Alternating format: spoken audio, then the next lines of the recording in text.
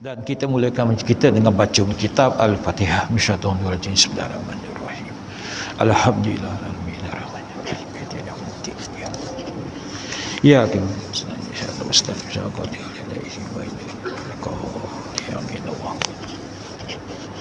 yang saya muliakan kepada Tuan Imam yang sebentar tadi telah mengimamkan solat subuh secara berjemaah, kepada Tok Bilar, kepada Tok Siak, dan juga kepada seluruh barisan pimpinan masjid, terutamanya kepada Tuan Nazir, berserta juga kepada seluruh ahli jawatankuasanya, dan juga kepada para petugas yang telah sama-sama bertugas untuk memastikan supaya masjid ini dapat kita imarahkan, dapat kita makmurkan, dan juga dapat kita hidupkan dengan berbagai bentuk program yang dapat memberikan kebaikan kepada kita semua. Yang saya hormati dan saya kasihi tuan-tuan dan puan, muslimin dan juga muslimat, dan juga kepada sidang hadirin sekalian, berserta juga kepada seluruh anak-anak Korea di sekitar masjid ini, dan juga kepada penduduk di sekitar kawasan ini, termasuk juga kepada sidang jemaah yang dapat bersama dengan kita pada pagi ini. Alhamdulillah.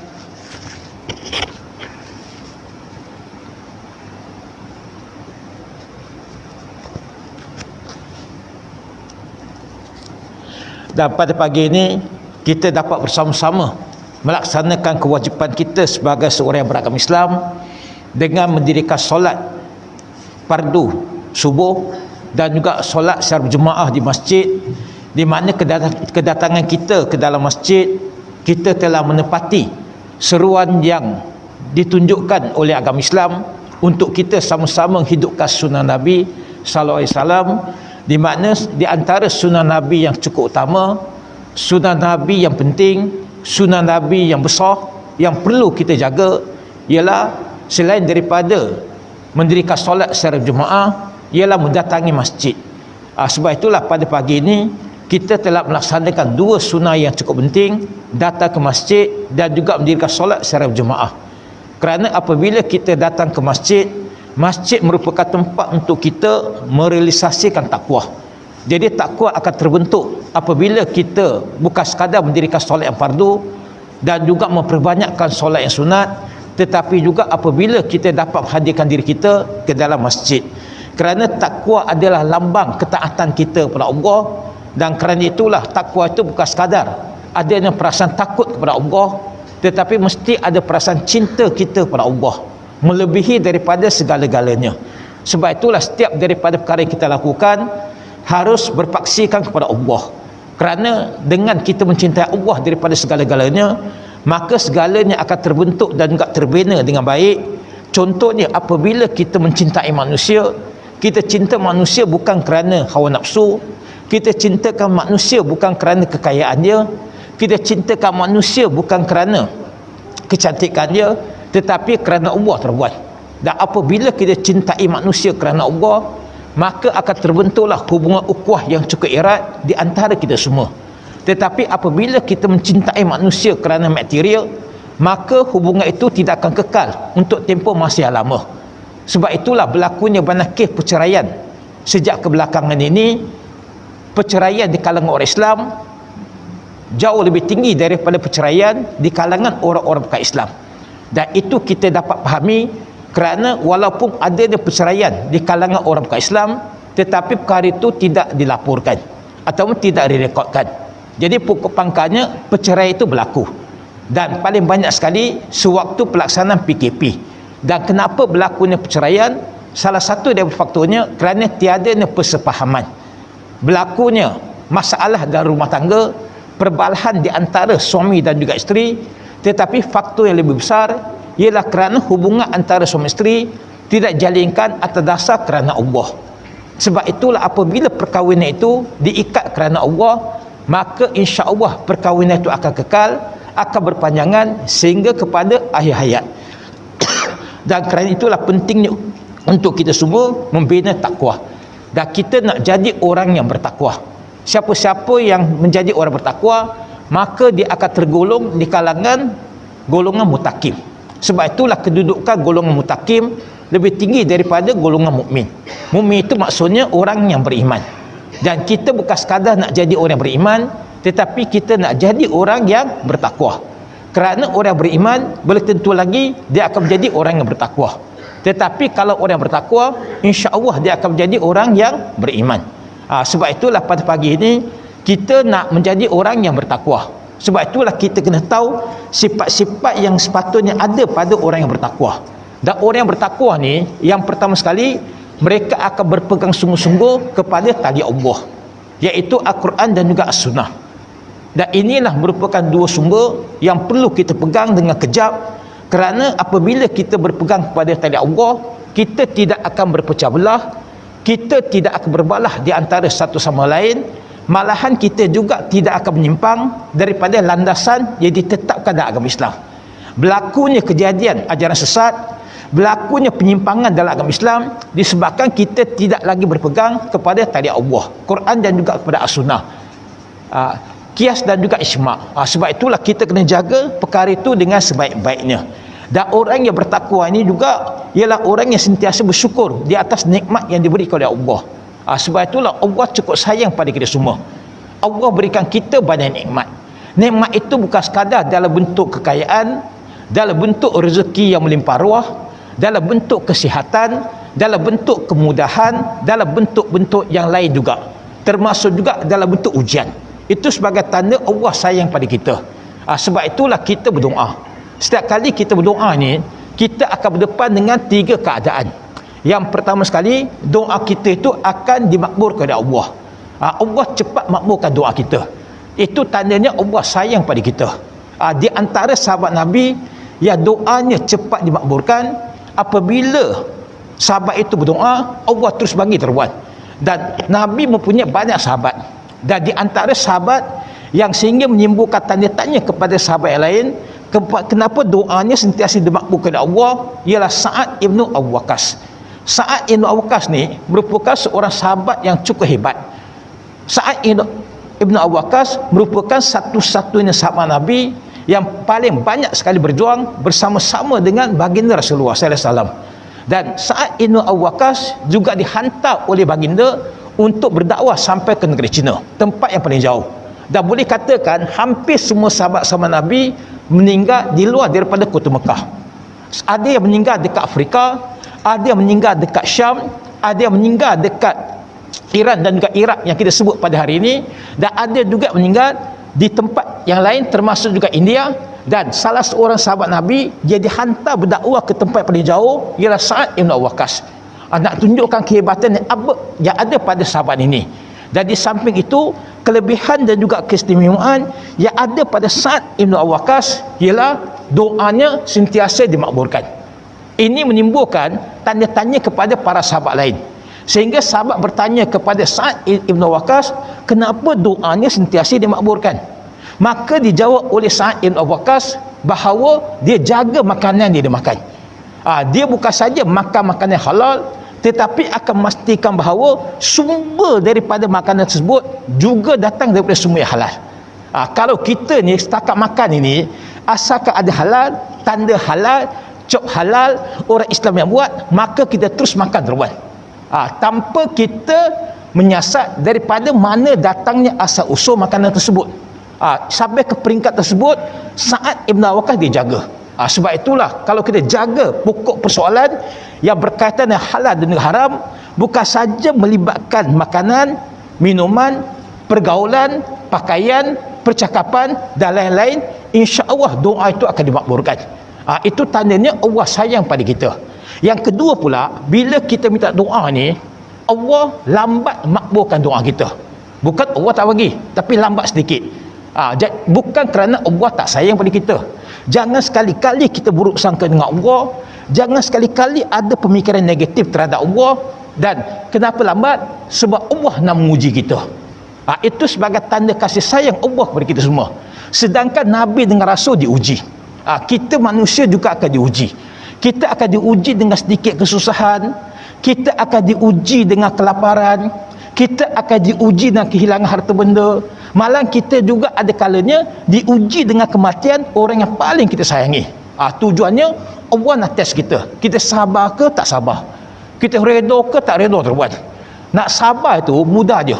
Bubuk anak nama pada anak kita Sabarudin tuan. Sabar tuan.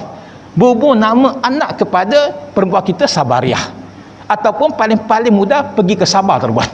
Tapi nak redha tu tak semudah yang kita sangkakan. Mulut cakap sabar tapi hati tak redha.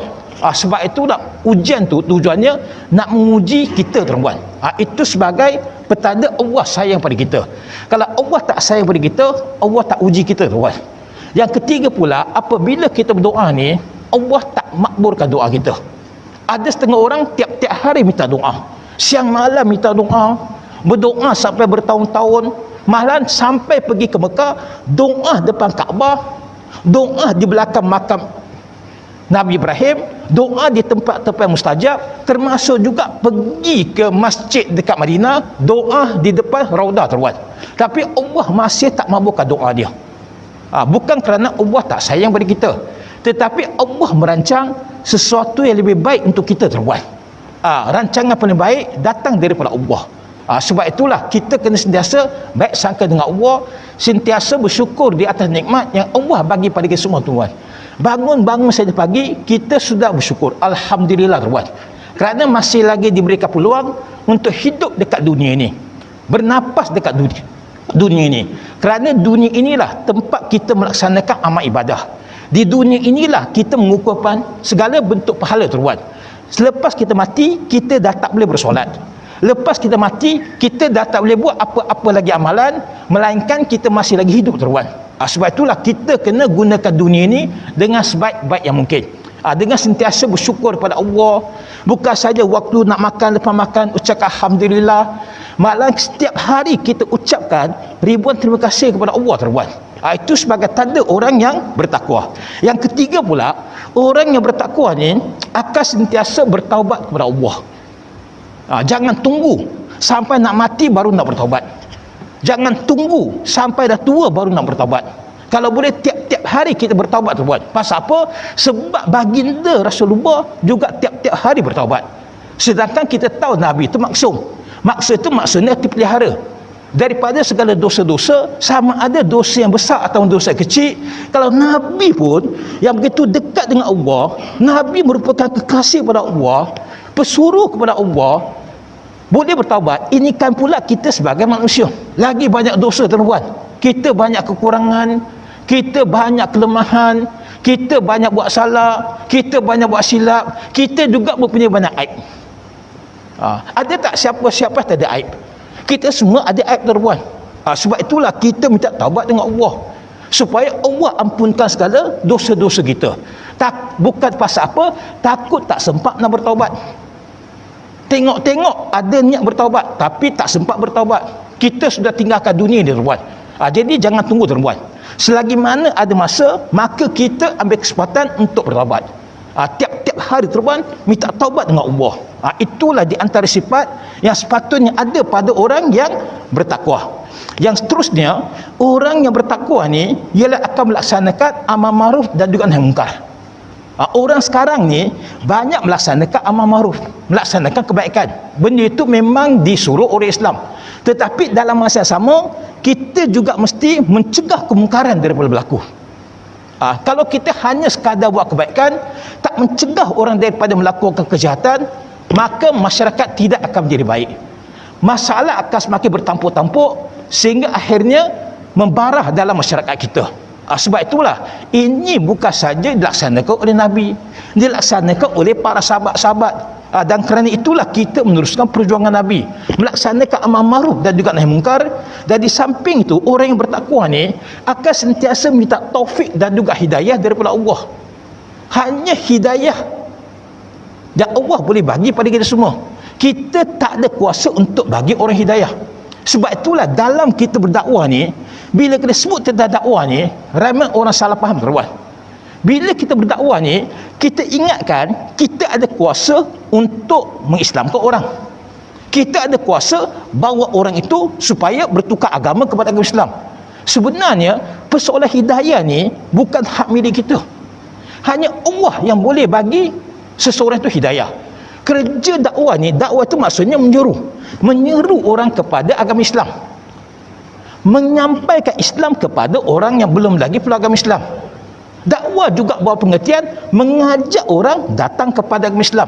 Itu maksudnya dakwah dalam etika yang sebenar. Jadi kerja kita ni hanya menyampaikan, kerja kita hanya menyeru. Sama ada orang itu masuk Islam ke tak masuk Islam, itu urusan Allah tuan-tuan.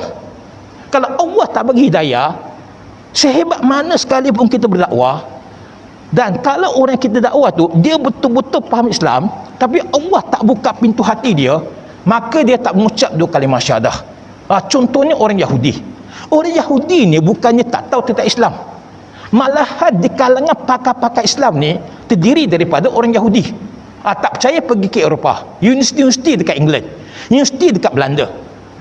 Sampaikan kita punya pelajar-pelajar dekat Malaysia belajar pengajian Islam dekat England, dan mereka belajar dekat Universiti Kent, Universiti Templar dan juga sebagainya, belajar dengan profesor-profesor Yahudi. Pasal apa kita belajar dengan mereka? Sebab mereka pakar tentang Islam.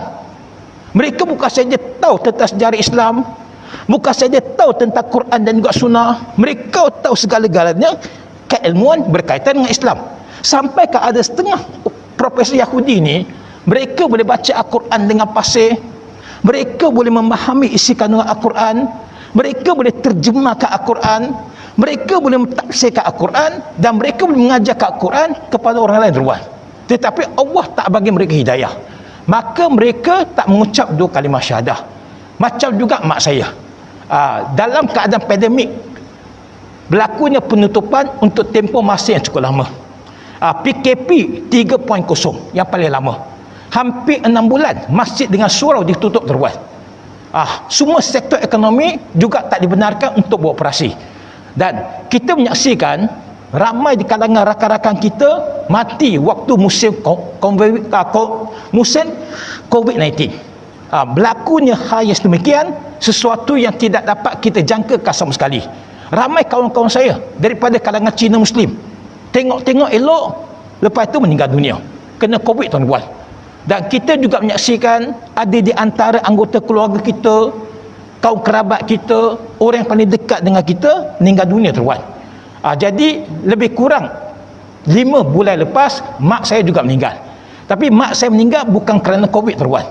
Mak saya meninggal sebab sakit tua. Umurnya 90 tahun, tuan-tuan. 90 tahun. Tapi mak saya meninggal sebagai bukan Islam. Ini menunjukkan bahawa hidayah itu kita tak ada kuasa untuk bagi pada siapa-siapa, termasuk juga baginda Rasulullah, tuan-tuan. Nabi lahir dalam keadaan yatim, sebab semasa Nabi dalam kandungan ibunya 2 bulan, bapa Nabi sudah meninggal dunia. Sebab bapa Nabi ni berniaga, selalu ulang-alik antara Mekah ke Syam. Jadi waktu dalam perjalanan nak balik daripada Syam, bapa Nabi meninggal dunia. Sebab itulah kuburan bapa Nabi ada dekat Syam. Dan semasa berumur 6 tahun, mak Nabi pula meninggal dunia, Aminah. Kemudian dibela oleh datuk dia, Abdul Muttalib. Dan pada usia 8 tahun, Abdul Muttalib datuknya pula meninggal dunia. Dan Nabi dipelihara oleh bapa saudara dia, Abu Talib, sampai besar, tuan. Bayangkan Abu Talib ni yang begitu rapat hubungannya dengan Nabi, yang jaga Nabi, mempertahankan Nabi, memberikan perlindungan kepada Nabi, jaminan keselamatan kepada Nabi daripada ancaman orang-orang Quraisy ni, juga mati dalam keadaan bukan Islam, tuan. Tak sempat mengucap dua kalimah syahadah. Ini menunjukkan bahawa hidayah milik Allah, tuan. Sebab itulah biasalah orang Cina ni bila meninggal dunia ni, mereka biasanya ambil yang paling mudah. Jadi yang paling mudah ni, keluarga nakkan supaya mak saya dibakar. Dibakar pula dekat Ferry Park, dekat Meru, tuan. Pernah tak kita sampai ke kawasan perkuburan orang Cina dekat Meru? Pernah ke tak pernah? Pernah. Di sana ada Ferry Park, cuma kita tak pernah masuk, tuan. Sebenarnya tak ada masalah untuk kita masuk, boleh masuk. Orang bukan Islam boleh masuk, boleh tengok tersusun dia punya kawasan perkuburan ni, cukup luas, tuan. Macam tempat rekreasi, macam taman tema.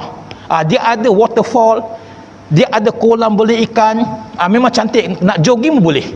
Tapi kita tak jogging, tuan, sebab sana tu penuh dengan kubur, tuan. Jadi Ferry Park itu dikendalikan oleh syarikat swasta. Dia ada bukan secara tanam, ada juga tempat untuk bakar mayat. Jadi tuan-tuan dan puan yang saya hormati sekalian, jadi mayat mak saya dibakar. Dan saya dah 2 kali melihat mayat dibakar.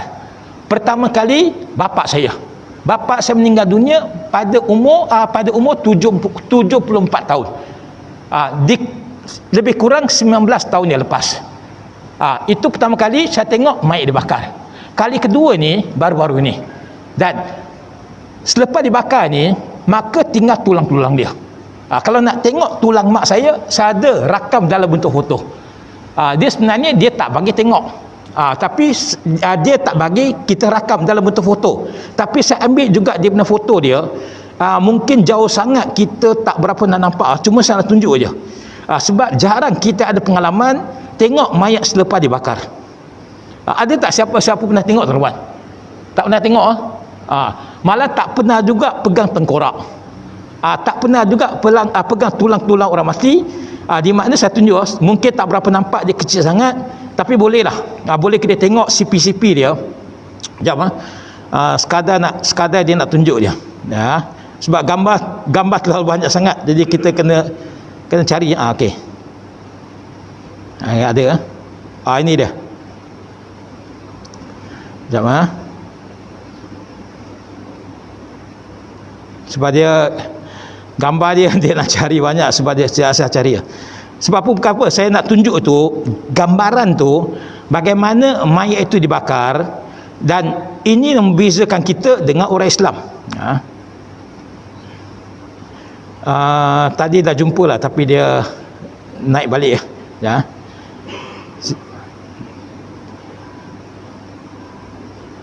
Okey. Sekejap. Saya dah tunjuk, sebab saya ada dia punya kisah dia, nak buat satu perbandingan di antara kita orang Islam dengan orang bukan Islam. Ada dia, ini dia. Ini dia. Okey. Ini saya besarkan sikit. Ini tengkorak. Ini tengkorak mak saya selepas dibakar. Ini tengkorak dia. Bayangkan dibakar itu dalam incinerator. Oven yang cukup besar, tuan. Dengan suhu dia boleh mencecah ribuan darjah Celsius.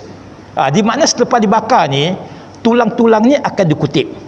Dan ikut pengutip tulang-tulang mak saya, dia kata tulang mak saya masih elok. Tulang dia tak pecah.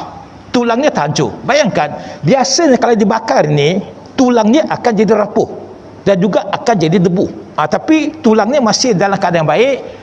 Sedangkan mengikut pengalaman pengutip tulang ni, dia kata kalau mayat yang kena COVID ini, kalau dibakar ni, biasanya tulangnya akan hancur, tuan. Tulangnya akan pecah habis. Tulangnya jadi tak kuat. Pasal apa? Sebab virus COVID ini dia bukan saja menyerang bahagian pernafasan kita, bahagian paru-paru kita, sampai tulang-tulang pun dia serang, tuan. Sebab itulah itu keadaan orang yang dapat COVID. Sama macam juga penyakit dadah. Penyakit dadah ni kalau mayat dibakar, memang di tulang dia akan jadi debu. Dia takkan nampak lagi sekutu-sekutu, tuan. Tapi dia kata tulang mak saya dalam keadaan elok, umur 90 tahun, tapi tulangnya masih kuat. Ini tunjukkan bahawa boleh katakan dari segi badannya sihat, tuan. Dia tak macam orang yang ada penyakit. Dan selepas dibakar ini, biasanya orang Cina ni dia akan masuk tulang itu dalam pasu. Ini dia punya pasu dia. Nampak? Ngam-ngam. Pasu ni kebetulan mulut dia besar, jadi boleh masuk tengkorak dia. Kalau mulut pasu itu kecil ni, tengkorak itu kena dipecahkan untuk jadi serpihan, baru kita masuk dalam pasu itu. Jadi mujurlah pasu yang sebeli ni boleh muat tulang-tulang mak saya. Kalau tak muat ini, pasu ni kena beli dengan ferry park. Pasu ni saya beli dekat kedai keranda. Harganya lebih kurang RM500 lebih. Tapi ferry park pun ada jual. Dia juga jual pasu yang kata pasu ni lebih besar, lebih kualiti, harganya lebih RM6,000, tuan. Itu kalau beli dengan dia. Selepas diletakkan dalam pasu, maka pasu ni akan disimpan. Akan disimpan pula di tempat-tempat yang berpetak. Ini dia. Nampak tak? Dia ada petak dia. Jadi petak ni, dalam petak ni ada dua pasu. Satu pasu ni warna coklat. Warna coklat ni pasu yang mengandungi tulang-tulang bapa saya. Dia dibakar 19 tahun yang lepas. Dan biasa dia seal. Lepas tu nak masukkan pasu mak saya, maka dia dibuka. Lepas tu akan seal. Bila seal tu dia tak boleh buka lagi. Ikut dia punya peraturan dekat sana. Jadi yang putih ni pasu yang berisi tengkorak mak saya. Dan petak letak pasu ni saya beli 19 tahun yang lepas. Waktu itu petak yang boleh bubuh dua pasu ni harganya lebih kurang RM8,000. Tapi saya tanya pengurus yang jaga tempat ini, kalau saya nak beli petak yang boleh letak dua pasu ni, harganya berapa tuan? Dia kata harga semasa yang ada pada hari ini ialah paling murah RM45,000 tuan. Petak kecil tapi RM45,000. Sebab itulah orang Cina paling takut sekali mati tuan. Kalau boleh dia tak mau mati tuan. Dan dia bertahan untuk hidup. Bagi orang yang tak ada duit, jangan mati tuan. Bayangkan, sebab itulah untungnya kita jadi orang Islam. Bila kita mati ni, maka segala urusan itu insya-Allah ada orang yang akan uruskan. Paling-paling pun kita ada masjid, kita ada surau yang ada khairat kematian, kita ada jabatan agama Islam boleh uruskan kematian kita.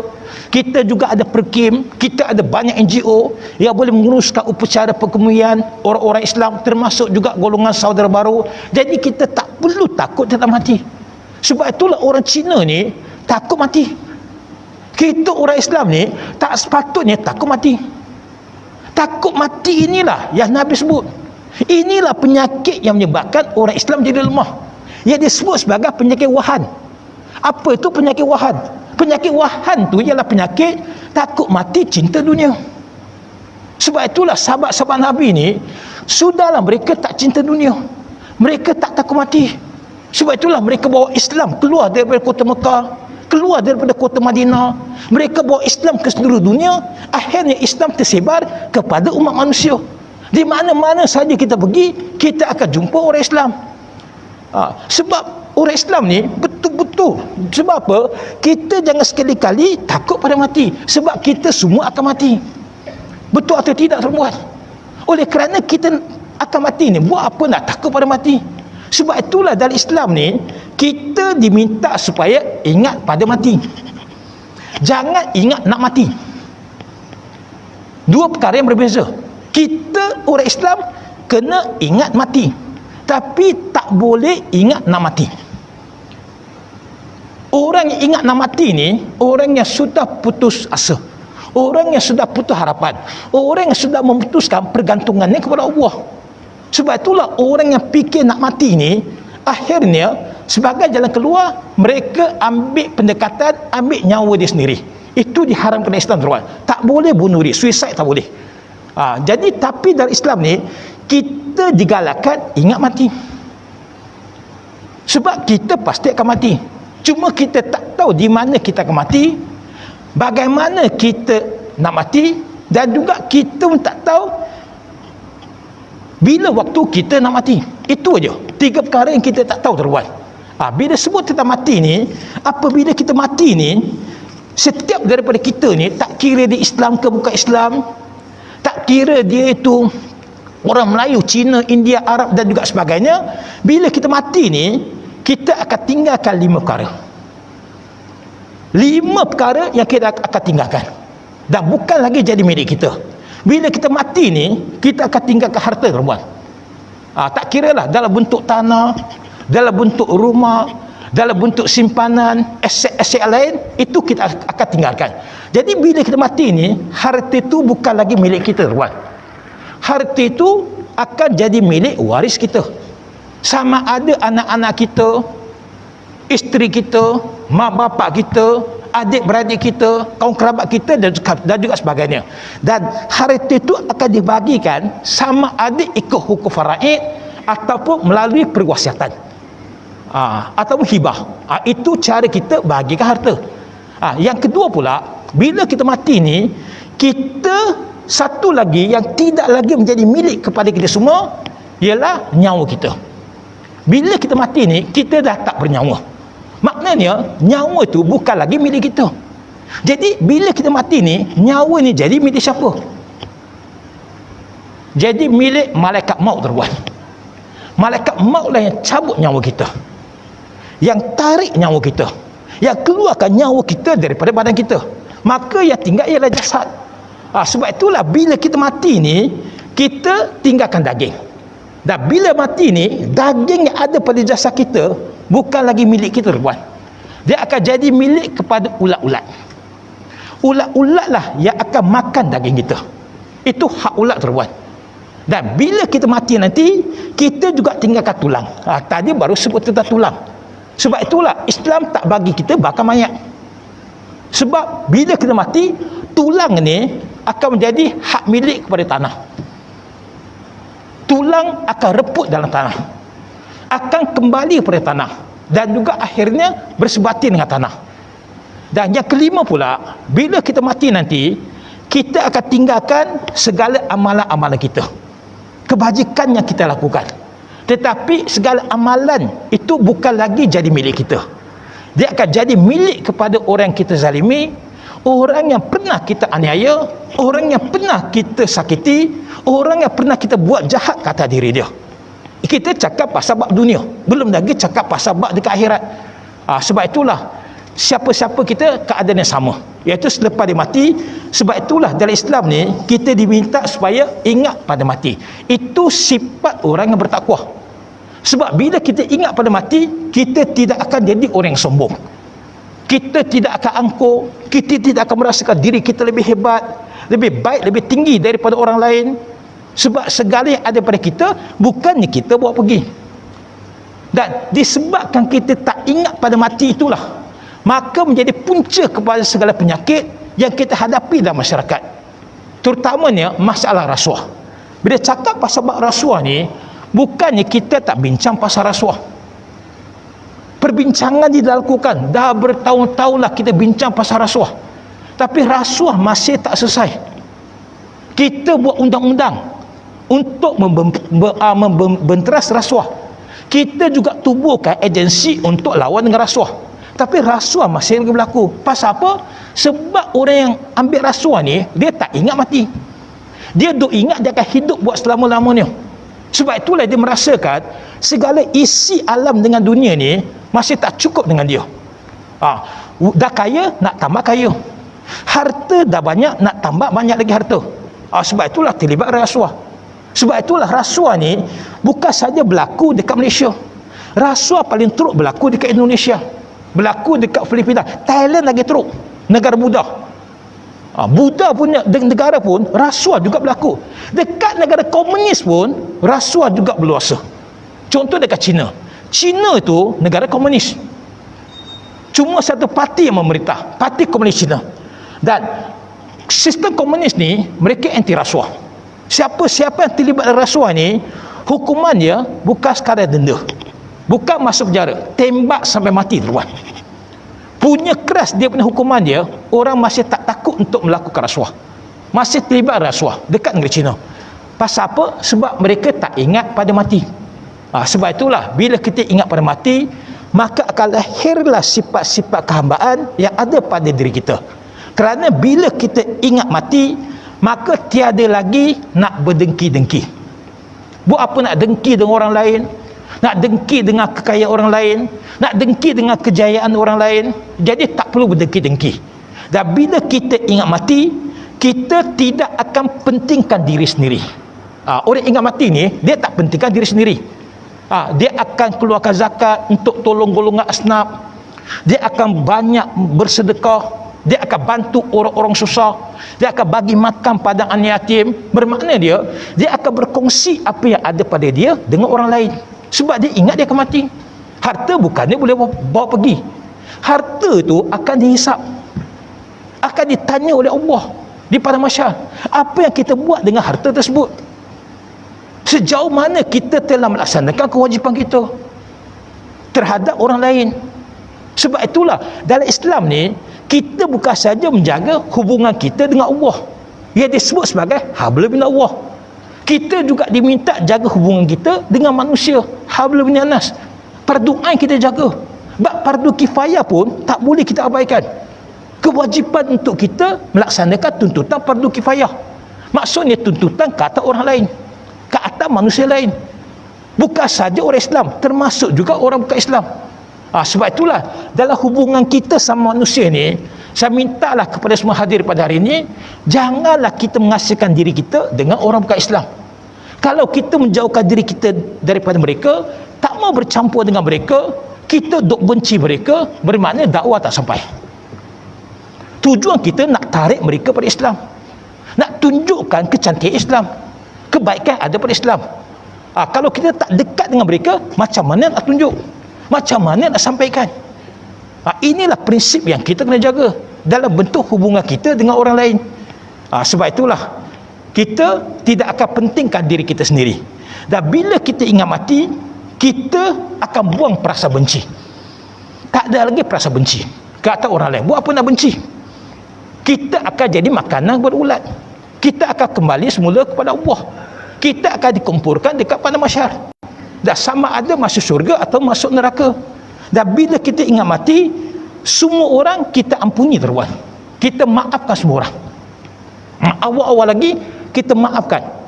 Jangan ada perasaan dendam kata orang lain. Bila kita ingat mati, kita akan insafi diri. Maknanya kita sentiasa merasa insaf. Dan bila kita ingat mati, kita akan berusaha kuat lagi, berusaha meningkatkan amal ibadah kita, berusaha untuk memperbaiki ibadat-ibadat kita, berusaha memperbanyakkan lagi amalan-amalan kita, berusaha untuk menambahkan lagi amal jariah kita, berusaha untuk menjadikan kita orang yang terbaik di kalangan orang yang baik, dan kita akan berusaha untuk meningkatkan akhlak kita supaya kita memiliki akhlak yang terpuji. Dan kita berusaha untuk beramal dengan sunnah-sunnah Nabi. Baru-baru ni kita sambut Maulid Rasul, bagus. Sampai ke hari ini masih lagi orang sambut Maulid Rasul, terutama dekat sebelah Johor. Johor ni mereka sangat memuliakan sambutan Maulid Rasul. Mereka akan sambut ni sehingga menjelangnya bulan Ramadan. Mereka sambut secara besar-besaran, berbanding dengan negeri lain. Dan tujuan kita sambut Maulid Rasul ni sebab kita nak supaya ingat pada Nabi, nak zahirkan perasaan cinta kita pada Nabi, perasaan kasih kita pada Nabi, perasaan sayang kita pada Nabi. Dan cara mana kita nak tunjukkan perasaan kasih sayang itu, perasaan cinta kita pada Nabi, ialah dengan berusaha melaksanakan sunnah-sunnah Nabi. Jadi kita akan berusaha kuat lagi untuk melaksanakan sunnah-sunnah tersebut. Sunnah Nabi cukup banyak, kita buat setakat mana yang kita termampu. Tapi sebaik-baiknya kita melaksanakan sunnah Nabi yang besar-besar. Di antara sunnah Nabi yang besar-besar, selain daripada berdakwah, datang ke masjid, solat secara berjemaah, ialah musyawarah. Apa itu musyawarah? Musyawarah itu maksudnya tahan berdepan dengan pihak musuh. Berdepan dengan orang bukan Islam, kena ada daya tahan, mesti sabar. Sebab itulah kita ampunkan semua orang. Kita dengan musuh, kita jangan lawan mereka, kita ampunkan mereka. Macam juga Nabi tak menyakiti para tawanan perang. Nabi jaga, akhirnya mereka peluk agama Islam sebab dia tengok akhlak yang ada pada Nabi, dia tengok kemuliaan tunjukkan oleh Nabi. Jadi bila kita ingat mati, maka kita akan saling mencintai. Cinta sesama manusia, cinta pada makhluk haiwan. Boleh tengok saya punya Facebook, tuan-tuan. Semalam saya post satu gambar, senang nak tengok Facebook, type nama saya Anwan Singh, boleh tengok wall dia. Semalam saya post satu gambar saya jadi ibu tumpang kepada 4 ekor anak kucing yang kematian ibu dia. Kebetulan mak kucing tu datang beranak dekat rumah saya. Jadi minggu lepas tu bila pagi-pagi saya terbau macam bau busuk. Rupa-rupanya cek-cek tu mak dia mati. Bayangkan, kucing pun ada sifat belas. Di ketika penghujung nyawa dia, sebab dia mungkin termakan racun, mak dia mungkin termakan racun, saya tengok ada tumpahan muntah dia di atas lantai.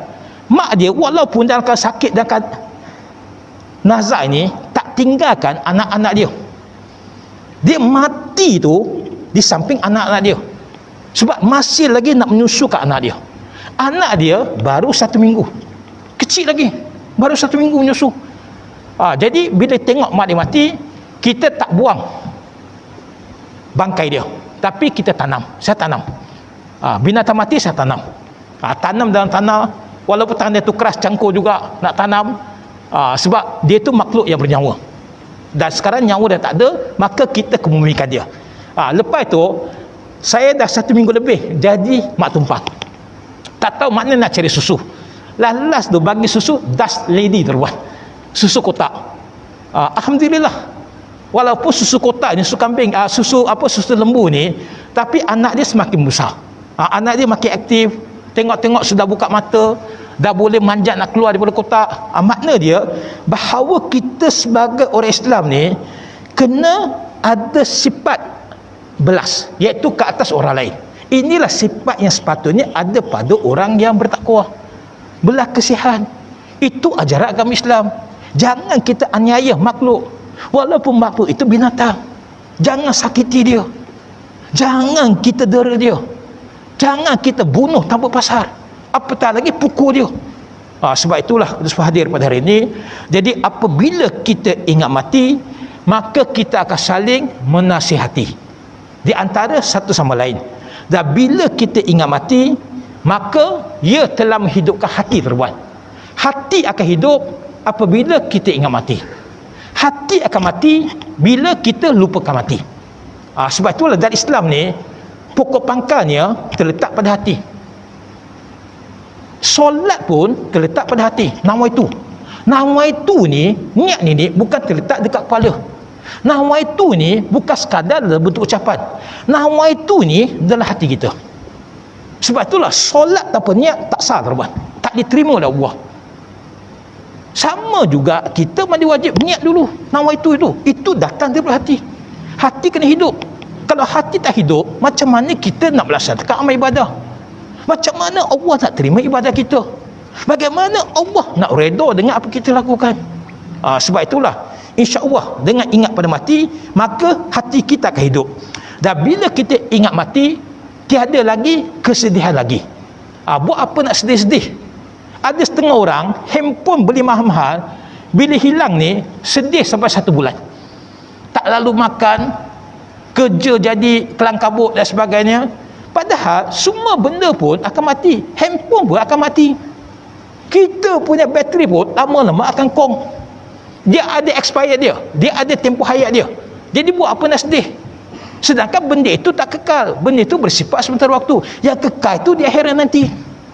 Dan bila kita ingat mati, kita seronok hendak berbakti. Seronok berbakti. Saya sebenarnya tak boleh lama pagi ini.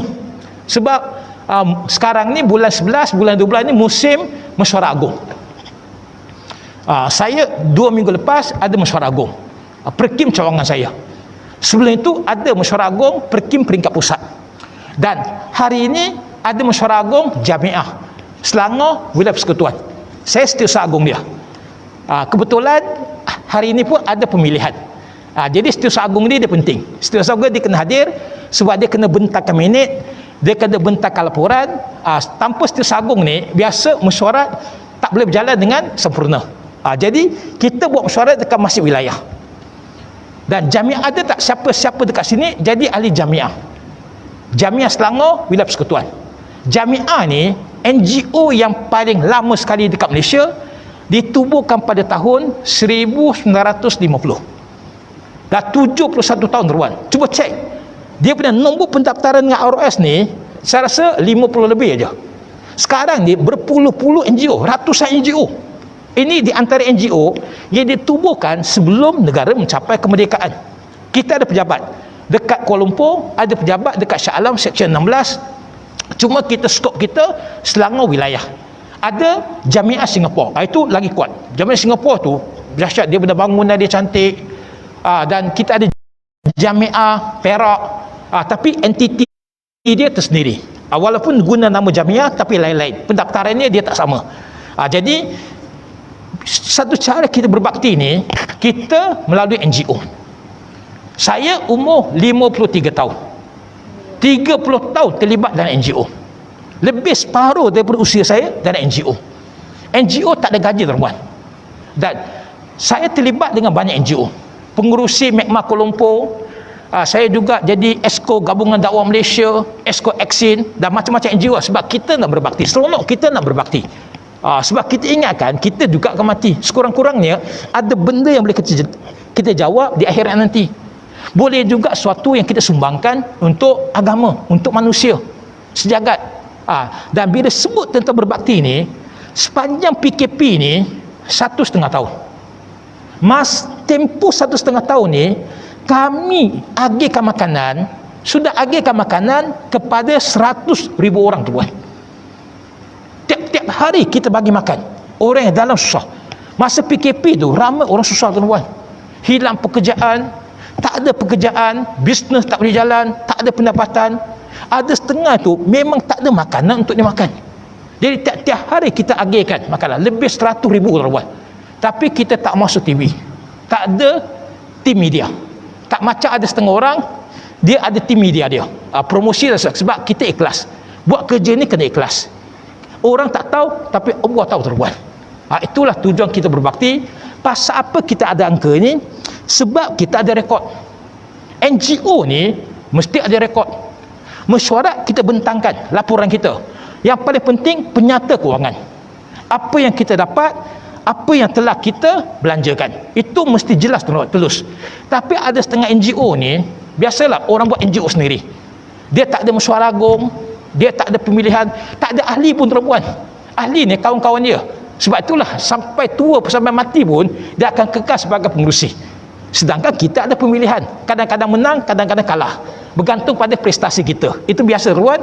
Dan ada setengah NGO ni, minta maaf lah, dia dakwa dia ada NGO pergi ke Palestin, dan dia kata dia bantu orang Palestin ni pakai wang poket dia.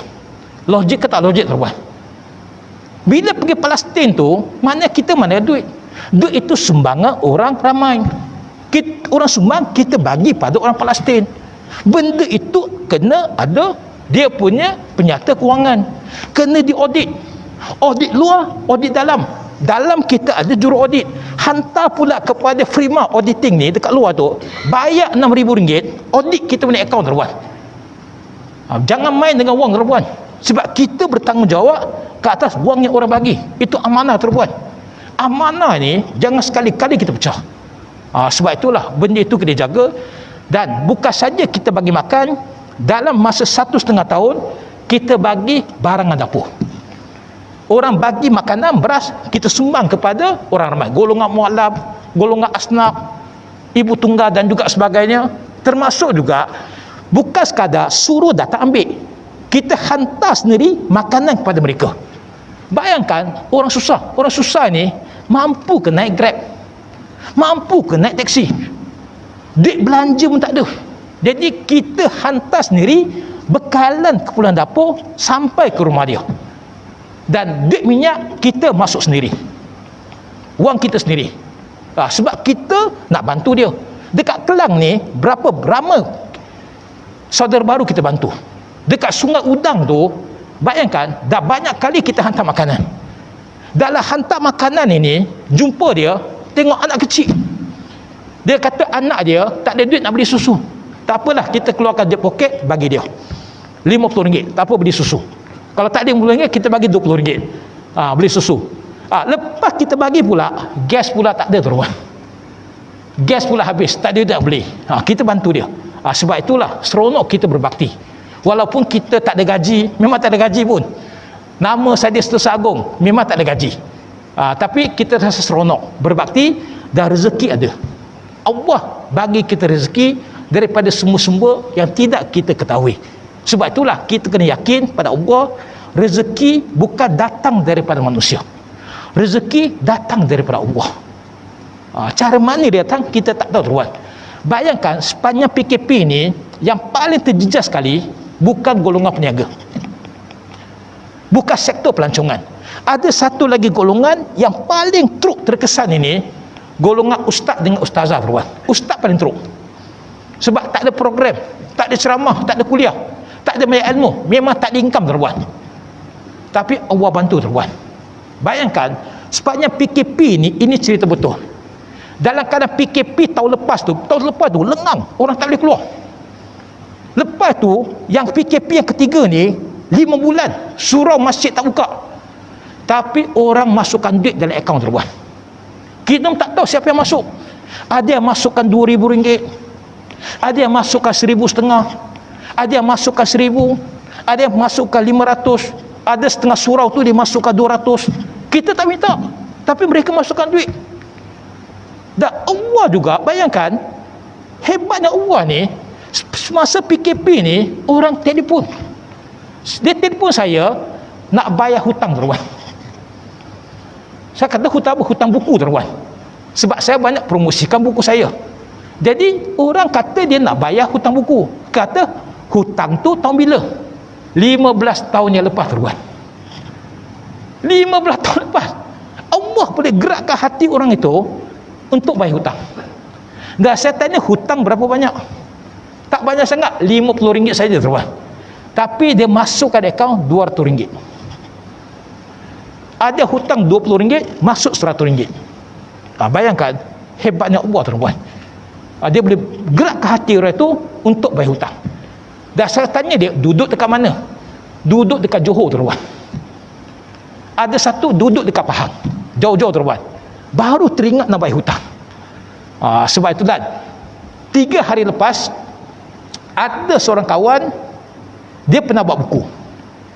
3/4 dia buku itu tulisan saya, tapi tak pakai nama saya, pakai nama dia. Dia bekas pensyarah dekat Besi, dah bersara. 3 hari lepas terima panggilan daripada dia. Dia kata dia nak bayar hutang dia. Saya kata hutang apa? Saya pun dah tak ingat dah. Sebab benda itu dah berlaku ni 25 tahun yang lepas tuan. Lepas 25 tahun dia boleh telefon saya balik, cari juga siapa mana, buat telefon balik, dia nak bayar royalty untuk saya. Tengok-tengok dia masukkan RM1,800 royalty. Sebab itu ini kuasa Allah tuan.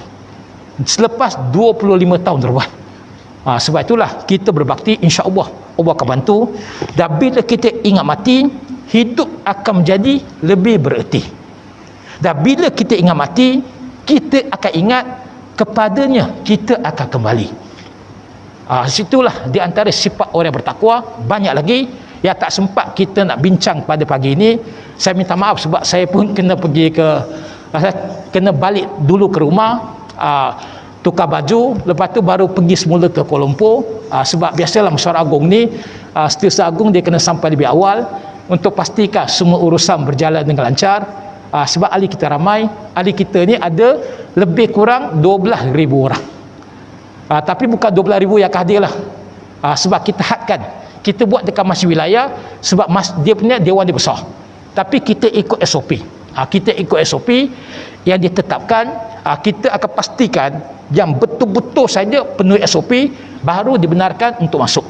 Jadi saya rasa cukup sekadar ini. Jadi saya minta maaf lah kepada semua hadir pada pagi ini. Sekiranya sepanjang saya berkuliah, saya melakukan banyak kekasaran, saya melakukan banyak ketelanjuran, saya melakukan banyak hal-hal yang tak sewajarnya.